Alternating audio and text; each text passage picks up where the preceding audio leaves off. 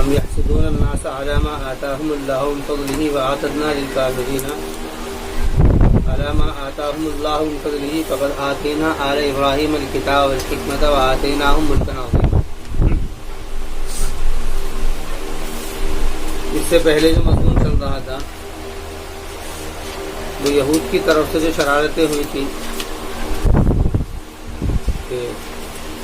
اور کتاب کو جھٹلانے کی یا پھر اس کے علاوہ اور بہت ساری باتوں کی، اور آخر میں انہوں نے شرک کو پسند کیا تھا ایمان کے اوپر، اور شرک کو چاہا تھا کہ شرک جو ہے تو اس کے اوپر قرآن کریم نے بات کہی کہ ان اللہ لا یغفر ان یشرک بہ، کہ اللہ تعالیٰ مشرک کی مغفرت نہیں کرے گا، ویغفر ما دون ذلک لمن یشاء، کہ باقی سب کی مغفرت ہو سکتی ہے. تو اس کے بعد میں یہاں پر ان کے سوالوں کے جوابات دیتے ہوئے اس مضمون کے اخیر کے اندر یہ بات کہی گئی ہے، اخیر کے اندر یہ بات کہہ دی گئی ہے کہ اس کی وجہ کیا بنی ہے، ان ساری باتوں کی بنیاد کیا ہے کہ انہوں نے حق کو ٹھکرایا ہے حالانکہ ان کے پاس میں ساری کتابیں تھیں. تو فرما رہے ہیں ام یحسدون الناس علی ما آتاهم اللہ من فضلہ، سوالیہ انداز میں بات شروع کی، یعنی گویا کہ یہ سوال ہے ان لوگوں سے کہ کیا کہ تمہارے اندر جو ہے وہ وجہ یہ ہے. ام یحسدون الناس، کیا وہ حسد کرتے ہیں لوگوں سے، علامہ لوگوں سے مراد یہاں پر اللہ کے رسول علیہ السلام اور صحابہ کرام، ان سے ناس سے مراد ہے کہ کیا وہ حسد کرتے ہیں لوگوں سے علامہ اس چیز پر آتاہم اللہ من فضلہ، جو کہ اللہ نے ان کو اپنے فضل سے عطا کیا، اس کے اوپر وہ حسد کرتے ہیں. یہ وجہ ہے ام یحسدون الناس علی ما آتاہم اللہ من فضلہ وقد آتینا آل ابراہیم الکتاب والحکمۃ. تو فرما رہے ہیں کہ ایسا نہیں ہے، بلکہ ہم نے ان کو ایک مقام اور مرتبہ عطا کیا تھا. پہلے جتنی بھی کتابیں ہیں وہ ساری کی ساری کتابیں ان کے اندر آئی تھی، تو ایک مقام حاصل کیا گیا ہے. فقد آتینا، اس تحقیق کہ ہم نے عطا کیا ہے ابراہیم علیہ السلام کی اولاد کو کتاب اور حکمت. آل کی تحقیق پہلے آ چکی ہے کہ آل جو ہے یہ ہمیشہ بڑے لوگوں کے لیے استعمال ہوتا ہے کہ وہ مقام و مرتبہ میں جو بڑے ہوتے ہیں. ہم نے ابراہیم علیہ السلام کی اولاد کو کتاب اور حکمت، یعنی ہم نے ان کو پہلے ہی ان کے پہلے احسان تو ان کے اوپر کیا گیا تھا. وَآتَيْنَاهُمْ مُلْكًا عَظِيمًا، اور ہم نے کتاب اور حکمت کے مطابق عمل کرنے کے لیے ہم نے ان کو ملک عظیم بھی دیا تھا. ملک عظیم، وَآتَيْنَاهُمْ مُلْكًا عَظِيمًا، کہ ہم نے ان کو ملک عظیم بھی دیا تھا. قرآن کریم نے کتاب اور قانون، کتاب کے معنی قانون، حکمت جو ہے وہ عقائد سے متعلق ہوتا ہے. کتاب قانون، عقائد ماننا، اور کتاب جو چیز مانی جائے گی، جو کری جائے گی، ماننے کے بعد میں ایک عمل کا ذہن بنتا ہے. تو وہ جو اعمال ہوتے ہیں ان کے لیے کتاب، قانون، ضابطے. تو فرما رہے ہیں اس کے بعد میں ملکن عظیمہ کا ذکر کیا گیا ہے. تو مطلب یہ ہے کہ ہم نے ان کو قوت نافذہ بھی عطا کی تھی. قوت نافذہ یعنی کہ اس قانون اور عقائد کے مطابق لوگوں کی ذہن سازی، لوگوں کی ذہن و قلب کی تربیت، اور ان کے علاوہ ان کے ایمان و اخلاق کی تربیت، اور پھر ان کے اندر اعمال و افعال کے پیدا کرنے کا جو معاملہ ہے اس کے لیے ہم نے ان کو قوت نافذہ بھی عطا کی. قوت نافذہ جو عطا کی جاتی ہے وہ اقتداری شکل میں کی جاتی ہے. اقتدار یعنی کہ حکومت، سلطنت، پاور. تو اس کے لیے فرمایا وَآتَيْنَاهُمْ مُلْكًا عَظِيمًا، کہ ہم نے ان کو ملک عظیم عطا کیا. تو یہ دونوں باتیں ایک ساتھ آگے پیچھے آئی ہیں. تو اس طرح مشیر ہے کہ قانون، کوئی بھی ضابطہ قانون ہو، اس کے نفاذ کے اس کو لاگو کرنے کے لیے قوت نافذہ بہت ضروری ہے. قوت نافذہ کا مطلب یہ ہے کہ پاور کا ہونا، طاقت کا ہونا. یہ اس کے بغیر نہیں چلے گا، یہ چاہیے. تو فرما رہے کہ ہم نے ان کو ہر طریقے سے مضبوط کیا تھا. ہم نے ان کو قانون بھی دیا تھا، عقائد بھی دیے تھے، ضابطے سب دیے تھے، اور اس کی قوت نافذہ بھی ہم نے ان کو عطا کی تھی، ملک عظیمہ. اور یہ ہاں، اور یہ بہت ایک عظیم وقت تک یہ چلی ہے ان کے ساتھ میں. داؤد علیہ السلام سے یہ شروع ہوئی ہے اور اس کے بعد میں یہ سارے معاملے رہے ہیں. تو لیکن اس کے بعد بھی انہوں نے کیا کیا؟ فَمِنْهُمْ مَنْ آمَنَ بِهِ، تو بعض ان میں سے وہ لوگ تھے جو کہ ایمان لے آئے ان کے اوپر، یعنی رسول اکرم علیہ السلام کے اوپر. اور بعض ان میں سے وہ ہیں صدہ کے معنی ہے شکار، اس کے معنی شکار کرنا، یعنی اس سے شکار جب کیا جاتا ہے کسی سے تو اس سے چھپ کر کے ایک طرف ہو جاتا ہے. تو یہ گویا کہ یہاں پر ابھی ایک طرف ہونے کے معنی میں آ گیا، یعنی کہ اپنے آپ کو ایک طرف کر لینا، الگ کر لینا. تو بعض ان میں سے وہ ہیں جنہوں نے یعنی جو الگ ہو گئے ان سے. وَكَفَى بِجَهَنَّمَ سَعِيرًا، اور کافی ہے جہنم سعیر کہتے ہیں، یعنی کہ سعیر ایک جہنم کے طبقے کا نام ہے. اس کے معنی سعیر کے معنی سخت عذاب اور مشکل کی جگہ. یہ سعیر ایک جہنم کی ایک طبقہ ہے جہنم کا، اس کو سعیر کہتے ہیں.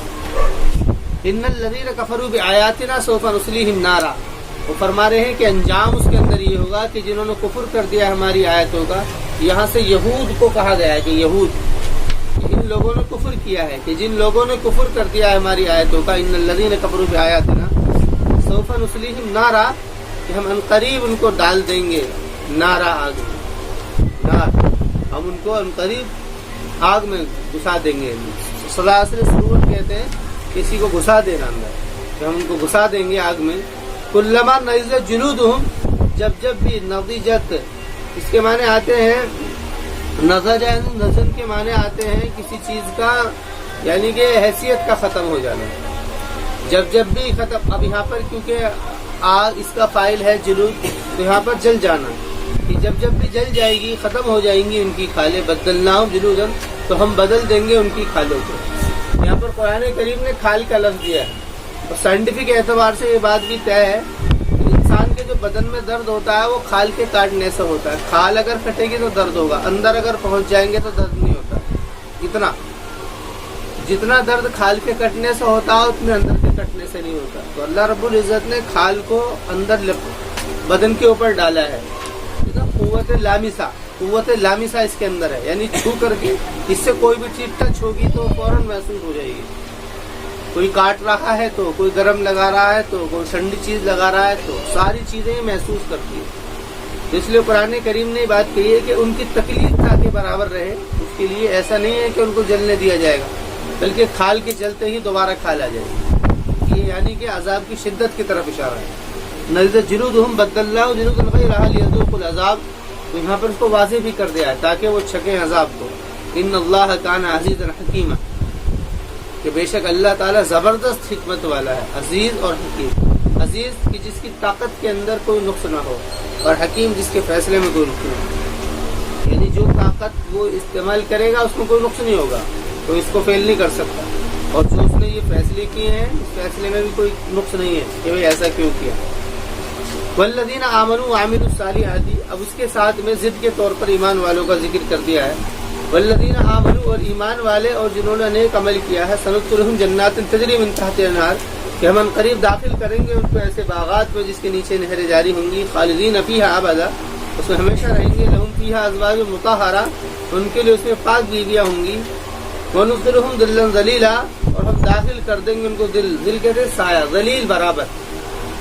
عربی کے اندر جو فعیل کے وزن پر جو بھی صفت کا صیغہ آتا ہے اس کے اندر دائمی دوام کے معنی ہوتے ہیں. جیسے کہ بسم اللہ الرحمن الرحیم میں یہ تفصیل آئی تھی پہلے. تو ہم ان کو داخل کر دیں گے ایسے سائے میں ذلیلا، جو ہمیشہ رہے گا.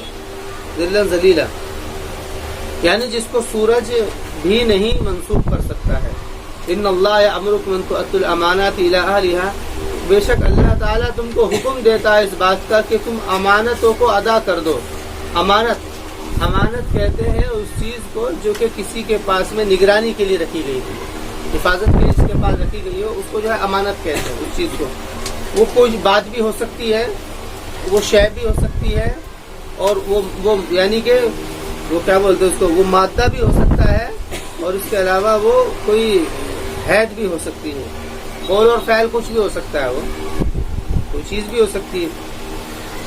ان تؤدوا الامانات الی اہلھا، وَإِذَا حَكَمْتُمْ بَيْنَ النَّاسِ، اس میں بات ہے کہ جب حضرت علی رضی اللہ عنہ نے کعبے کی چابی عثمان بن طلحہ حجبی سے لی، تو رسول اکرم علیہ الصلوۃ والسلام جب مکے کے اندر آئے تھے اور مکہ فتح کر دیا، تو مکے کی چابی حضرت عثمان جو اس وقت کے مسلمان نہیں تھے، عثمان بن طلحہ، ایک عثمان بن مغون ہے وہ اللہ جو خلفاء اربعہ میں سے، یہ عثمان بن طلحہ یہ الگ ہے، تو ان سے جب چابی مانگی تو انہوں نے منع کر دیا۔ تو اس نے کہا کہ اگر مجھے یہ بات پتا ہوتی کہ تم اللہ کے رسول ہو تو میں تمہیں پہلے ہی دے دیتا، تو مجھے تو تمہیں دینی نہیں ہے، تو مجھے یہ بات نہیں پتا تھی۔ تو رسول اکرم علیہ الصلوۃ والسلام نے، حالانکہ وہ تو اس وقت میں چابی تو لینی تھی کیونکہ فتح ہو گیا تھا، تو آپ علیہ الصلوۃ والسلام نے پھر دوبارہ انہیں کو ہی دے دیا، کھولا، اپنے کعبہ کھولا، اس کے اندر آپ نے نمازیں پڑھی اور وہ جو اس کے اندر جو خباثت غلاظت تھی اس کو ختم کیا، اور بعد میں اس کی تالے لگا کر کے چابی انہیں کو دے دی۔ تو یہ بات، تو جب اس نے یہ عمل دیکھا تو اس کو بڑا تعجب ہوا، تو اس کو بڑا تعجب ہوا اس بات کے اوپر۔ تو رسول اکرم علیہ الصلوۃ والسلام نے جب اس کو چابی دی، ان کو تعجب ہوا، اور وہ آخرکار بعد میں مسلمان ہو گئے، اور بعد میں انہوں نے اپنے بھائی شیبہ کو یہ چابی دے دی تھی، اور بعد میں ابھی تک وہ چابی جو ہے سلسلہ انہی کے ہی نسل میں ابھی تک آ رہا ہے، چلتا ہوا۔ تو اس کے بارے میں فرمانا وَإِذَا حَكَمْتُمْ بَيْنَ النَّاسِ أَن تَحْكُمُوا بِالْعَدْلِ، اور جب تم فیصلہ کرتے ہو لوگوں کے درمیان میں، اور جب تم فیصلہ کرو لوگوں کے درمیان میں، تو یہ کہ فیصلہ کرو تم عدل کے ساتھ، یعنی مطلب یہ ہے کہ اس بنیاد پر فیصلے نہ ہوں کہ کسی تعصب کی بنیاد پر فیصلے نہ ہو، خاندانی رشتہ داری علاقہ داری کی بنیاد پر فیصلے نہ ہو، بلکہ عدل کی بنیاد کے اوپر فیصلے ہوں۔ دیکھیے یہاں پر التفات کا اسلوب اختیار کیا گیا ہے، بات چل رہی تھی یہود سے، فوراً مسلمانوں کی طرف التفات کیا، اور جو ان کو قوت نافذہ عطا کی تھی، قوت نافذہ یعنی کہ حکومت پاور جو ان کو دی گئی تھی، تو اس کے بارے میں قرآن کہہ رہا ہے کہ اللہ تعالیٰ تم کو حکم دیتا ہے کہ تم امانات ادا کر دو، امانات یعنی جو جس کے پاس میں ہے وہ اس کو ادا کر دو۔ تو رسول اکرم علیہ السلام نے وہی کیا کہ چابی کو انہیں کو دے دیا، یا جس کی جو امانت جس کے پاس میں رکھی گئی ہے اس کو چاہیے کہ وہ اس کو واپس دے۔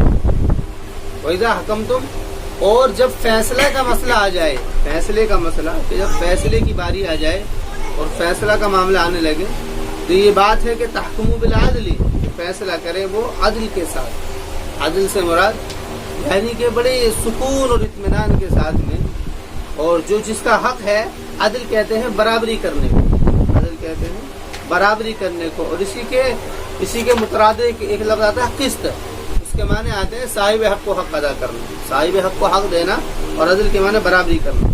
یہ بات کہ تم فیصلہ کرو عدل کے ساتھ، ان اللہ نعم یعظکم بہ،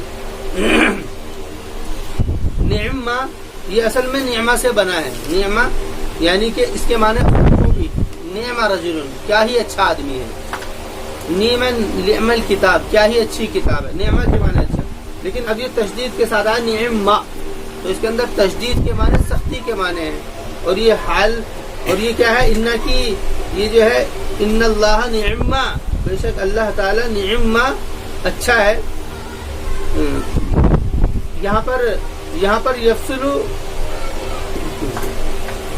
نعم یعظکم بھی، کہ بے شک اللہ تعالی کیا ہی اچھا ہے، یعظکم کیا ہی اچھی بات ہے کہ جس کی تمہیں نصیحت کرتا ہے، ان اللہ نعم یعنی یہ اچھی بات ہے کہ تم جو ہے عدل کے ساتھ میں لوگوں کے ساتھ میں برتاؤ کرو، نعم یعظکم بھی، ان اللہ کان سمیعا بصیرا، کہ بے شک اللہ تعالی سمیع ہے اور بصیر ہے، سمیع کے بعد سنتا بھی ہے جو تم فیصلے کر رہے ہو، اور دیکھ بھی رہا ہے کہ تم کس کے حق میں کیا فیصلے کر رہے ہو۔ یا ایھا الذین آمنوا اطیعوا اللہ واطیعوا الرسول، اب اقتداری شکل کی کچھ کیفیت سی بن گئی ہے، اس کے کچھ اصول اور ضابطے دے دیے ہیں، اس میں فرما رہے یا ایھا الذین آمنوا اطیعوا اللہ، ایمان والو اللہ کی اطاعت کرو اور رسول کی اطاعت کرو، اولی الامر کی اطاعت کرو۔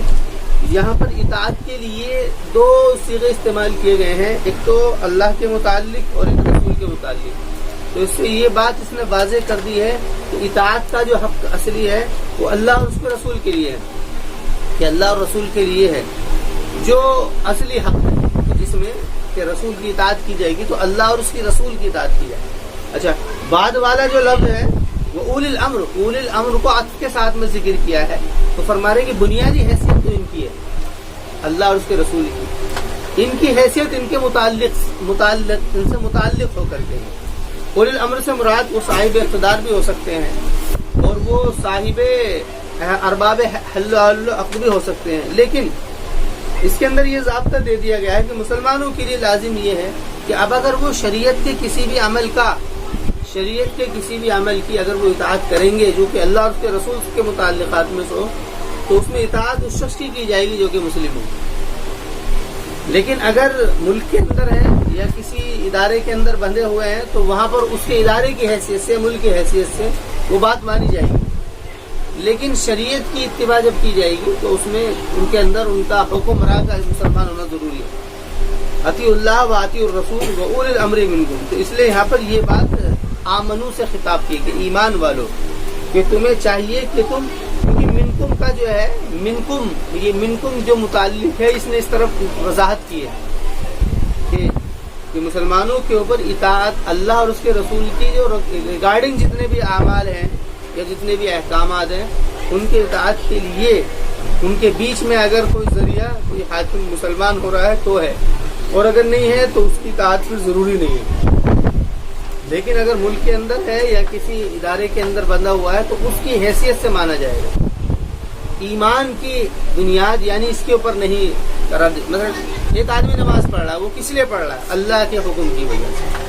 ایک آدمی نماز پڑھ رہا ہے تو وہ اللہ کے حکم کی وجہ سے پڑھ رہا ہے، یا اس کے علاوہ کسی قانونی کام کو مانتا ہے، مثلا اس کے کہہ دیا جائے کہ بھئی ٹریفک کے اصولوں کو ماننا، لال بتی کا خیال کرنا، ہری بتی کا خیال کرنا اور ہیلمٹ پہننا، یہ ساری چیزیں یہ جو ہے یہ اس ادارے میں یا ملک میں رہنے کی وجہ سے اس کے اوپر لازم ہے۔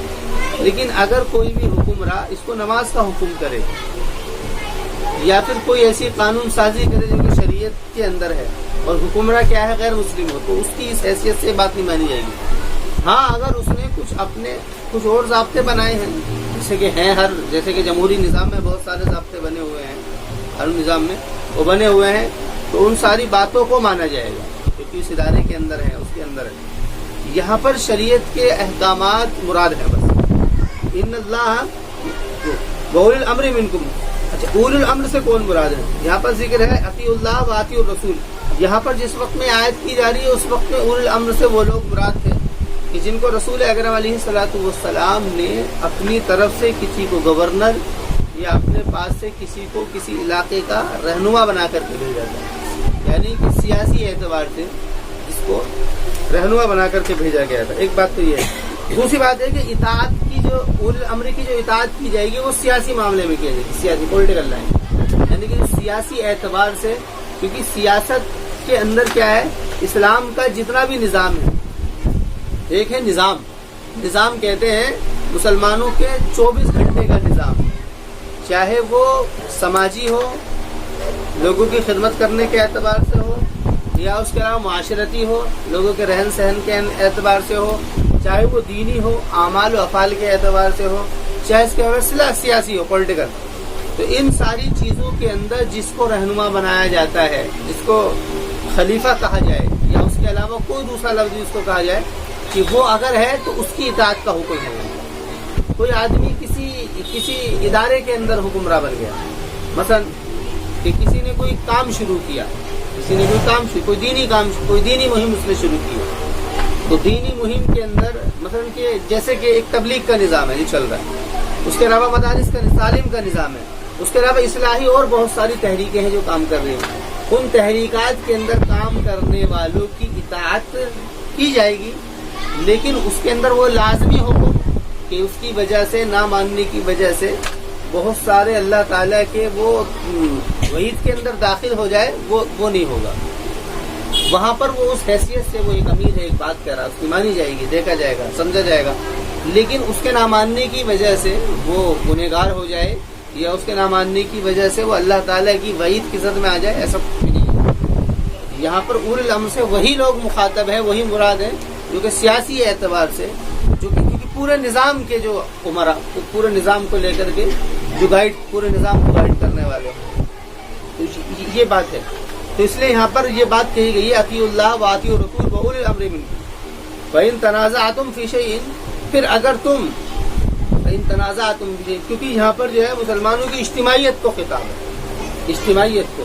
اب بہت ساری تحریکیں کام کر رہی ہیں، تبلیغ کام کر رہی ہے، اس کے علاوہ اور دوسری تحریک ہے، جماعت اسلامی کام کر رہی ہے، اس کے علاوہ بہت سارے مسلک کے لوگ بھی کام کر رہے ہیں، اہل حدیث ہیں یا احناف ہیں، شوافی ہیں، مالکی ہیں، حنبلی ہیں، وہ اپنے اعتبار سے فقہ کو لے کر کے کام کر رہے ہیں. کچھ لوگ تو اصلاحی تنظیمیں کام کر رہی ہیں، کچھ مستورات میں کچھ. اب ان کے اندر ان کے عمرا ہیں. اب آدمی کہاں تک بات مانے گا، کس کی مانے گا؟ وہ کہیں گے کہ نہیں ہمارے امیر کی بات مانیں گے، وہ کہیں گے. تو اس لیے یہ ہے ہی نہیں. یہ تو یہ کیا نام ہے، لوگوں کی اپنی محنتیں کوششیں ہیں جو کی گئی ہیں.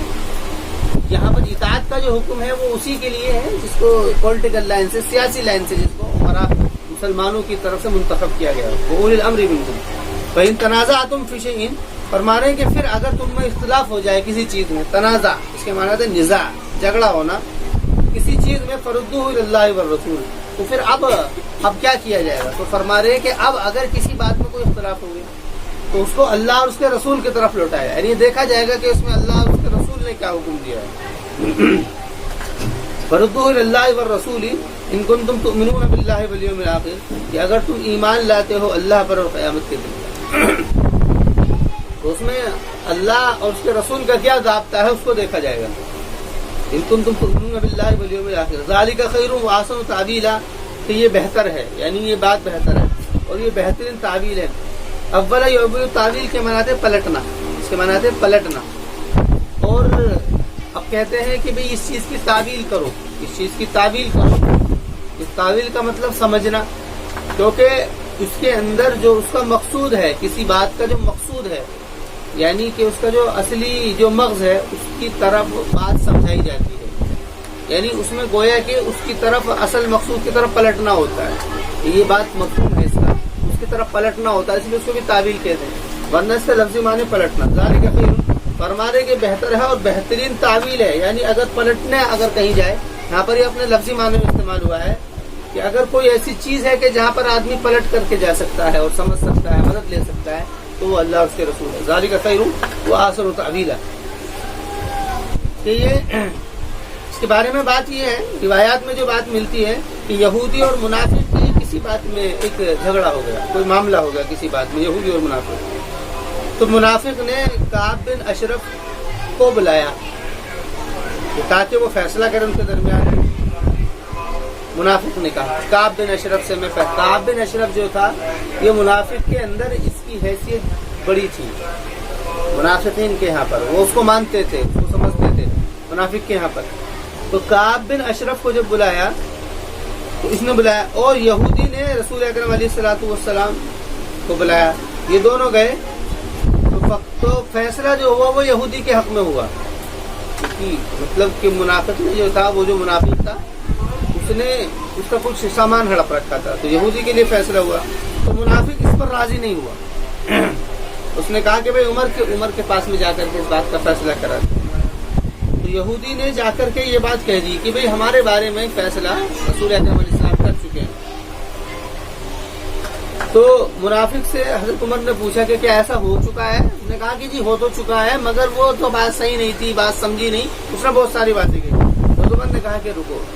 حضرت عمر گئے اور جا کر کے تلوار لاش کو قتل کر دیا.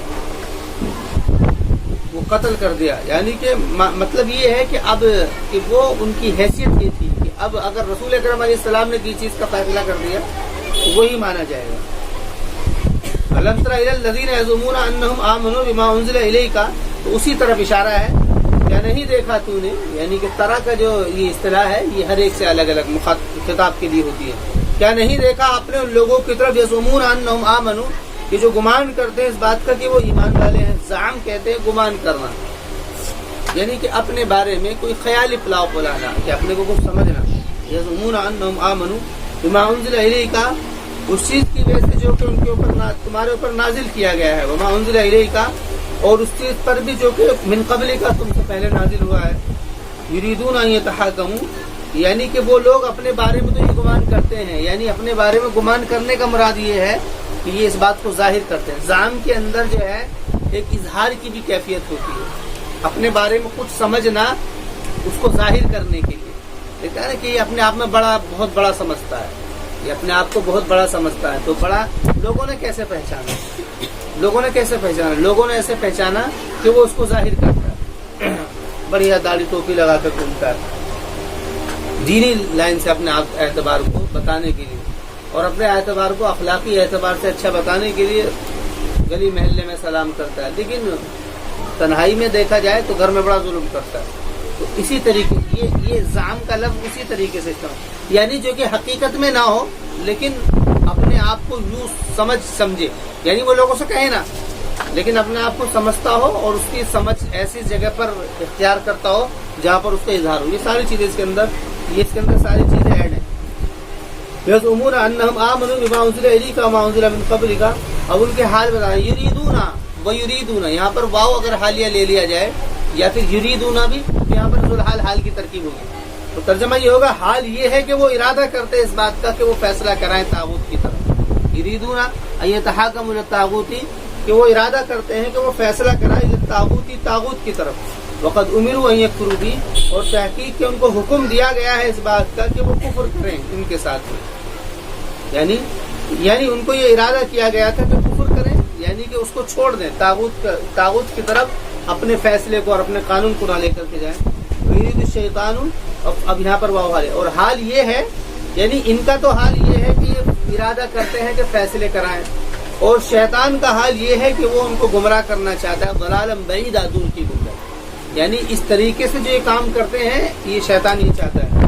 وَإِذَا قِيلَ لَهُمْ تَعَالَوْا إِلَىٰ مَا أَنزَلَ اللَّهُ، اور جب ان سے کہا جاتا ہے کہ تم آؤ اس چیز کی طرف جو کہ اللہ نے نازل کیا ہے، وَإِلَى الرَّسُولِ، اور رسول کی طرف آؤ، رَأَيْتَ الْمُنَافِقِينَ، دیکھے گا منافقین کو یصدون عنک صدودا، کہ وہ تجھ سے کنارے ہو رہے ہیں، یعنی کہ شکار کر رہے ہیں، یعنی شکار میں آدمی جب شکار کرتا ہے چھپتا ہے، ایک طرف چھپ کر کے وہ شکار کرتا ہے، وہی تعبیر ہے کہ وہ چھپتے ہیں، الگ تھلگ ہوتے ہیں، کنارے ہوتے ہیں، سارے معنی اس کے اندر لیے جا سکتے ہیں۔ یصدون عنک صدودا فکیف اذا اصابتهم مصیبہ، فکیف اذا اصابتهم مصیبہ، تو بس کیسا ہوگا اذا اصابتهم مصیبہ، کہ جب کہ پہنچ جائے گی، فکیف اذا اصابتهم، کہ کیسا ہوگا کہ جب پہنچ جائے گی ان کو کوئی مصیبت، یعنی کہ جب ان کو کوئی مصیبت پہنچتی ہے، کوئی مشکل پریشانی پہنچتی ہے، ما بما قدمت ایدیہم، اس چیز کی وجہ سے جو کہ ان کے ہاتھوں نے آگے کیا ہے، مطلب جو ان کی جو حرکتیں ہیں ان کی وجہ سے جب ان کو کوئی مصیبت پہنچتی ہے کفر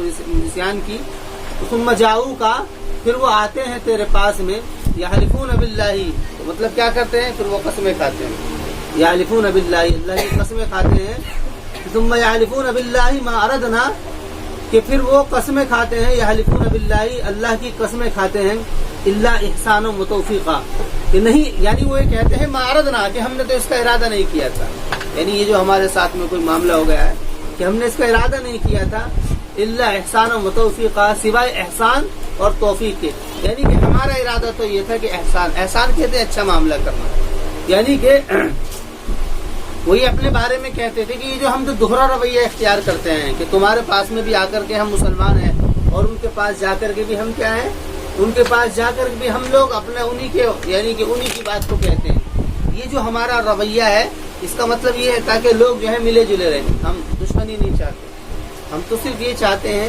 کہ آپس میں دوسرے لوگ ملے جلے رہیں۔ تو فرما رہے ہیں کہ جب ان کے ساتھ میں ایسا کوئی معاملہ ہوتا ہے تو تب یہ اس بات کو کہتے ہیں کہ جی ہم جو ان کے ساتھ بیٹھتے ہیں اٹھتے ہیں، ہمارا ارادہ تو یہ تھا، اللہ احسان و توفیقہ۔ تو اللہ تعالیٰ فرما رہا ہے، یعنی کہ اسی کو فرما رہا ہے توفیقہ، یعنی کہ خصمین کے درمیان میں تالیف، یعنی کہ ہم جو ہے دونوں کے، یعنی کہ مسلمانوں کے درمیان میں اور کافروں کے درمیان میں ہم آپس میں اپنا بس بناؤ چاہتے ہیں، ہمیں اور اس سے کوئی مطلب نہیں، یعنی انہوں نے یہ بات کہی، وَمَنْ أُولَٰئِكَ الَّذِينَ يَعْلَمُ اللَّهُ مَا فِي قُلُوبِهِمْ۔ تو اللہ تعالیٰ فرما رہے بات یہ نہیں ہے، بات یہ نہیں، بلکہ بات یہ ہے کہ یہ جو ہے مسلمانوں کو چاہتے نہیں ہیں، بلکہ ان کا ارادہ یہ ہے کہ جیسے دوسری جگہوں پر آیا ہے کہ مسلمانوں کو بالکل خاتمہ کر دیا جائے، تو اسی کا اظہار ہے اولئک الذین، کہ وہ لوگ ہیں کہ اللہ تعالیٰ جانتا ہے کہ ان کے دل میں کیا ہے، اسی طرف اشارہ ہے۔ فاعرض عنہم، تو آپ ان سے اعراض کیجیے، وعظہم، اور ان کو نصیحت کیجیے، واضح یہی جو عیدۃ کا لفظ جو آتا ہے اس کے اندر ترغیب کے ساتھ میں تحدید بھی ہوتی ہے، زجر و توبیخ بھی ہوتی ہے، یعنی کہ سمجھانا اور ڈانٹنا ڈپٹنا بھی۔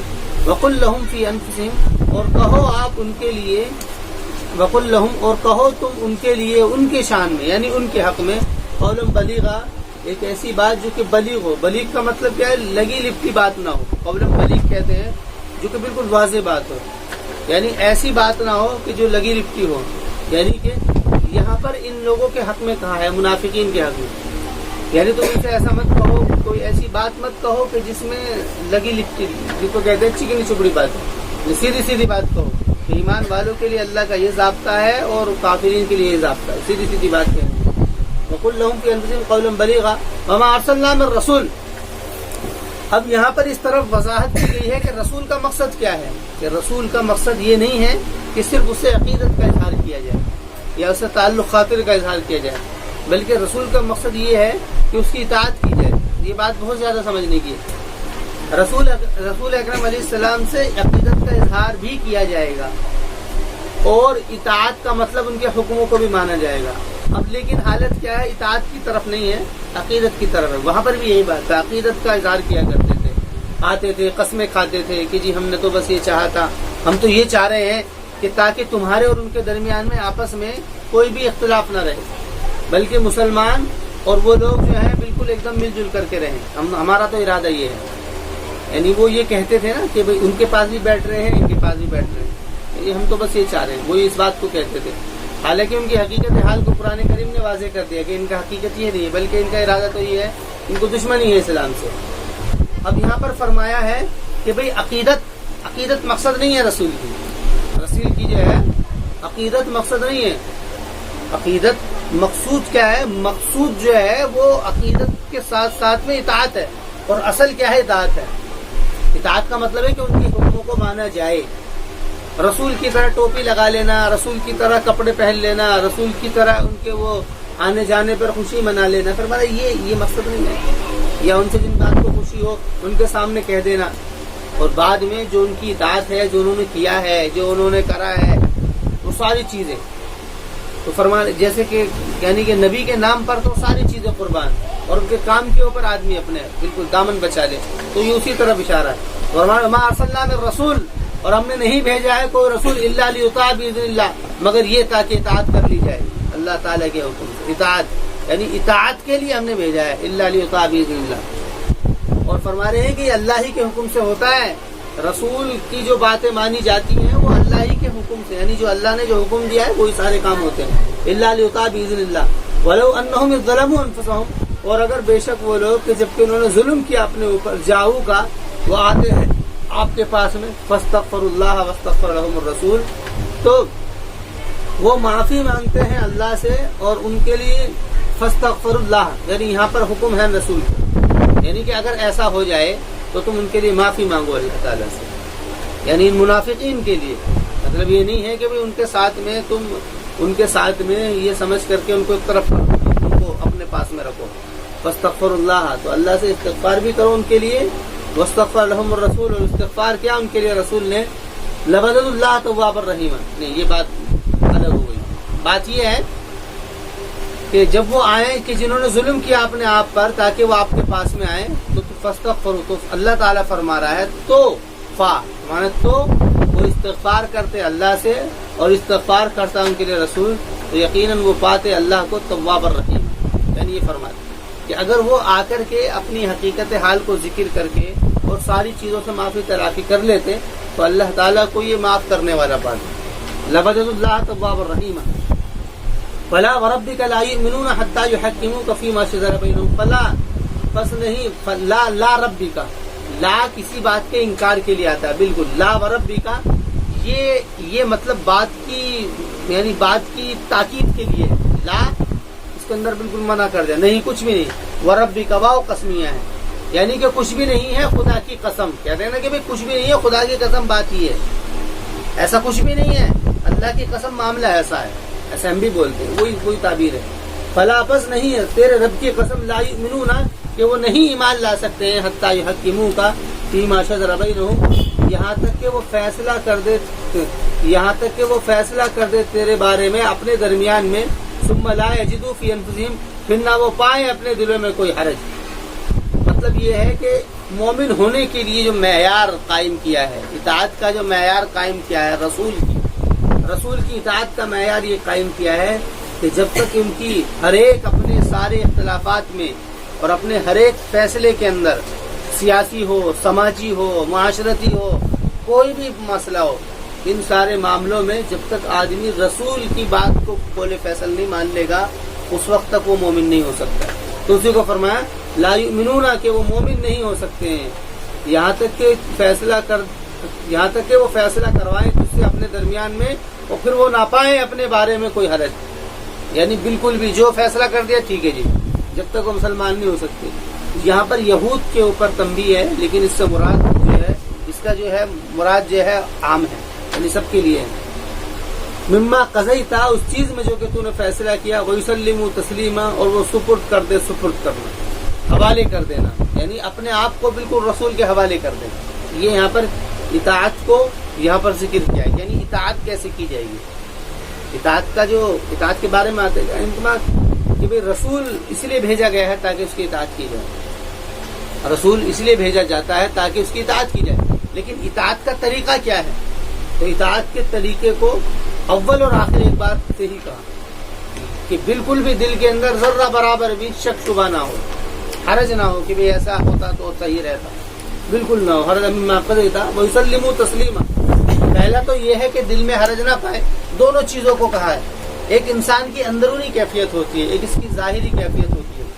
ظاہر میں بھی آدمی کو یہ کچھ اس کے حالات ایسا اندازہ کرتے ہیں کہ یہ کس کا ہے، اور باطن میں بھی، باطن میں اگر ایمان ہوتا ہے تو پھر ظاہر سے اعمال ظاہر ہوتے ہیں اس کے لیے، جو باطن میں ہوتا ہے وہ ظاہر میں ہوتا ہے۔ کبھی کبھی باطن اور ظاہر کے خلاف ہوتا ہے، جیسے کہ منافقین کے بارے میں، کہ ان کا باطن جو تھا وہ ظاہر سے الگ تھا، ان کا جو باطن تھا وہ ظاہر سے الگ تھا۔ ظاہر سے کیسے الگ تھا؟ کہ وہ باطن میں تو کفر تھا اور ظاہر میں اسلام تھا۔ فرما رہے ہیں کہ دونوں، باطن میں کیا ہے، حرج نہ پائیں بالکل بھی رسول کے فیصلے، اور ظاہر میں یہ ہے کہ اپنے آپ کو بالکل حوالے کر دیں۔ تو یہ دونوں طرف اشارہ ہے، وَيُسَلِّمُوا تسلیما، یعنی عقیدت کا اظہار بھی کرنا ہے اور اطاعت بھی کرنی ہے۔ وَلَوْ أَنَّا كَتَبْنَا عَلَيْهِمْ أَنِ اقْتُلُوا أَنفُسَكُمْ، اور فرمانے کہ اگر بے شک ہم لکھ دیتے ان کے اوپر یہ بات کہ وہ کہ قتل کرو تم اپنے آپ سے، اب اخرجوا من دیارکم، اب اخرجوا من دیارکم، یا تم نکل جاؤ اپنے گھروں سے، ما فعلوہ، تو وہ اس کو نہیں کرتے۔ یعنی کہ اگر ان سے یہ بات کہی جاتی جیسے کہ مومنین سے کہی گئی تھی مکے میں کہ اپنے گھروں کو چھوڑ دو، انہوں نے گھروں کو چھوڑ دیا، فرمانے کہ اگر ان سے یہ بات کہی جاتی تو نہیں نکلتے۔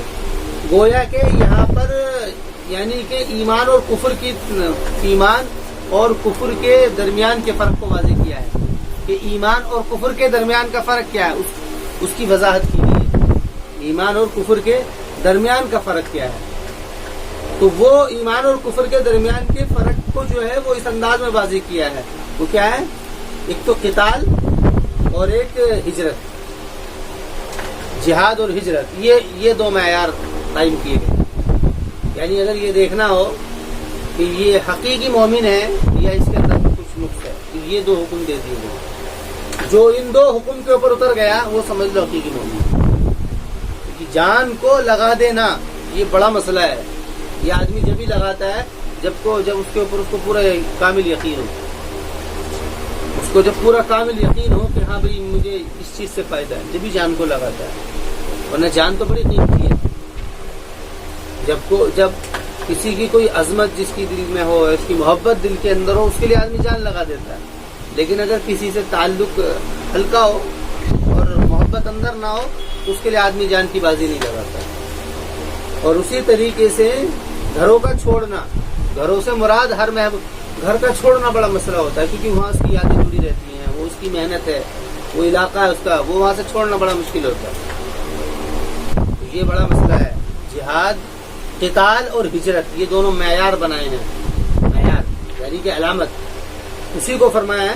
لیکن قرآن کریم نے اس انداز سے بات کی ہے، یہ بلاغت کا ایک پہلو ہے۔ یہاں پر یہ نہیں کہا گیا ہے کہ اس طریقے سے پہچانو، بلکہ ایک کلام کے انداز میں ایک بات یہ کی، یعنی اس طرف کہ جو بھی کلام کا ذوق و شوق رکھتے ہیں وہ اس بات سے اندازہ کر سکتے ہیں کہ یہ کتنی بلیغ، یعنی کہ یہ بلیغ تعبیر ہے جو کہ ایمان اور کفر ان کے درمیان کی گئی انقتلوا انفسکم واخرجوا من دیارکم، کہ ان سے اگر یہ کہہ دیا جائے، اگر ہم لکھ دیتے ان کے اوپر یہ بات کہ تم قتال کرو اپنے آپ کو لے کر کے، یا تم نکل جاؤ اپنے گھروں سے، ما فعلوا، تو یقین وہ نہ کرتے اس کو، الا قلیل منهم، مگر کم لوگ تھے وہ، یعنی کہ جن کے دل کے اندر یہ بات ہوتی تو وہ اس کام کو کر لیتے، الا قلیل منهم ولو انهم فعلوا ما يعظون به، اور اگر بے شک وہ کرتے جو ان کو نصیحت کی گئی ہے، یعنی اگر وہ ایسا کر لیتے، رسول کی اطاعت کر لیتے، ہجرت بھی کرتے اور جہاد بھی کرتے، ظلم کے خلاف وہ جہاد بھی کرتے، لکان خیرا لہم، تو یقیناً ان کے لیے بہتر ہوتا، واشد تثبیتا، اور زیادہ ہوتا تثبیت، یعنی کہ ثابت ہونے کے اعتبار، یعنی یہ جو گرے پھر رہے ہیں کبھی ادھر کبھی ادھر، اس کی وجہ ہی یہ ہے کیونکہ انہوں نے ابھی حقیقت کو نہیں سمجھا ہے۔ جب آدمی ایک بار حقیقت پر آ جاتا ہے پھر نہیں پھسلتا ہے وہ، اور جب تک وہ باطل کے اوپر رہتا ہے تو پھسلتا رہتا ہے۔ اور ہمارے یہ جو معاملہ ہے کہ کبھی وہ ایمان میں آ رہے ہیں کبھی ادھر آ رہے ہیں، اس کی وجہ یہ ہے کیونکہ انہوں نے کفر کو اپنا رکھا ہے۔ اگر یہ ایمان اپنا لیتے ہیں تو پھر وہاں سے نکل جاتے ہیں۔ واشد تصویر تھا وَإِذًا لَآتَيْنَاهُم مِّن لَّدُنَّا، اور یقیناً تب تو، اذن کے معنی جب تو، لَآتَيْنَاهُم یقیناً ہم ان کو عطا کرتے اپنی طرف سے اجر عظیما، اجر عظیم دیتے، اور وَلَهَدَيْنَاهُم صِرَاطًا مُسْتَقِيمًا، اور یقیناً ہم ان کو ہدایت دیتے صراط مستقیم کی، یعنی سیدھے راستے کی ہم ان کو ہدایت دیتے، کہ ہم ان کو سیدھے راستے کی ہدایت دیتے۔ وَمَن يُطِعِ اللَّهَ وَالرَّسُولَ فَأُولَٰئِكَ مَعَ الَّذِينَ أَنْعَمَ اللَّهُ مِنَ النَّبِيِّينَ وَالصِّدِّيقِينَ۔ اب یہاں پر اس کا جو روایت میں باتیں ملتی ہیں کہ صحابہ کرام نے عرض کیا رسول اللہ کہ ہم آپ کو جنت میں کیسے دیں، تو اس کے اوپر یہ آیت اتری، لیکن سیاق و سباق پیچھے سے چلتا ہوا آ رہا رسول کی اطاعت کا، اسی کی یہاں پر گویا کہ یہاں پر وضاحت کر دی ہے کیا، وَمَن يُطِعِ اللَّهَ وَالرَّسُولَ، اور جو شخص اللہ اور رسول کی اطاعت کرے گا فَأُولَٰئِكَ مَعَ الَّذِينَ، یہ سارا مضمون کیوں آ رہا ہے؟ کیونکہ انہوں نے یہود نے اپنے رسول کی اطاعت نہیں کی تھی، اس لیے انہوں نے اپنی کتابوں کے اندر تحریف کر دی، کیونکہ پیچھے سے مضمون اخلاقی اعتبار سے عورتوں سے متعلق تھا، وہی سارا مضمون چلا آ رہا تھا، لیکن انہوں نے کتابوں میں اختلاف کر کے وہ سارے نظام کو درم برہم کر دیا۔ یہاں پر مسلمانوں سے یہ بات کہی جا رہی ہے جو اللہ اور اس کے رسول کی اطاعت کرے گا فَأُولَٰئِكَ مَعَ الَّذِينَ، تو وہ لوگ ہیں جو کہ ان لوگوں کے ساتھ میں ہوں گے کہ جن کے اوپر اللہ نے احسان کیا ہے، نبیوں میں سے، صدیقین میں سے۔ نبی جس کو اللہ تعالیٰ دینونت کے اظہار کے لیے بھیجے، یعنی کہ اپنی بات کو واضح کرنے کے لیے بھیجے، نبی اس لیے آتا ہے تاکہ حق اور باطل کے درمیان فرق کرے، اور پھر اس کی بنیاد پر اللہ تعالیٰ عذاب بھیجتا ہے۔ اور صدیقین ان لوگوں کو کہا جاتا ہے جو نبی کی بات کے اوپر سچ، جو نبی کی بات کو سن کر کے کہہ دیتے ہیں کہ ہاں بھائی بالکل سچ ہے، عقل اور فکر کو ایک طرف کر کے۔ والشہداء، اور شہداء وہ لوگ ہیں جو اس رویے کو، جو اس نظریے کو، یعنی کہ توحید کا نظریہ یا توحید کو لیے اپنی جان کی بھی بازی لگانے کے لیے تیار ہو جاتے ہیں۔ والشہداء والصالحین، اور صالحین وہ لوگ ہیں جو کہ نیک ہیں۔ صالحین کا مطلب ہے نیک کا مطلب جو کہ عبادت والے ہوں اور اللہ والے، وہ صالحین۔ یہاں پر سب سے پہلا مقام نبی کا ہے، اس کے بعد میں صدیقین کا ہے، پھر شہداء کا ہے، پھر صالحین کا۔ یہاں پر 4 مقام مرتبے، اس کو صالحین کو ولی بھی کہہ دیتے ہیں۔ یہ 4 عہدے ہیں، مقام اور مرتبے ہیں۔ یہ 4 کیا ہے؟ مقام اور مرتبے ہیں اسلام کے اندر، جیسے کہ انجینئر ہونا، ڈاکٹر ہونا، یہ دنیاوی عہدے ہیں۔ دینی عہدے یہ 4 ہیں، نبی، صدیقین، شہداء اور صالحین۔ نبی تو گزر گئے، صدیقین بھی گزر گئے کیونکہ نبیوں کے ساتھ ہوتے ہیں، شہداء اور صالحین اب ہو سکتے ہیں۔ وحسن اولئک رفیقا، وحسن، اور کیا ہی اچھا ہے، اولئک رفیقا، کہ وہی کیا ہے؟ رفیق ہے۔ رفیق کہتے ہیں ساتھی کو، رفیق کہتے ہیں ساتھی کو، کہ وہ ساتھی ہیں۔ ذالک الفضل من اللہ، کہ یہ فضل اللہ تعالیٰ کی طرف سے ہے، یعنی کہ یہ جو مقام اور مرتبے جو دیے جاتے ہیں یہ اللہ تعالیٰ کی طرف سے ہے، کہ اللہ تعالیٰ اپنی اطاعت کی وجہ سے یہ فضل دیتا ہے۔ وکفا باللہ علیما، اور اللہ تعالیٰ کافی ہے علیما، یعنی کہ یعنی اللہ تعالیٰ حالتوں کو جانتا ہے، یعنی جس کا جو مقام اور مرتبہ دیا جاتا ہے کہ اس کو اللہ تعالیٰ جانتا ہے۔ وکفا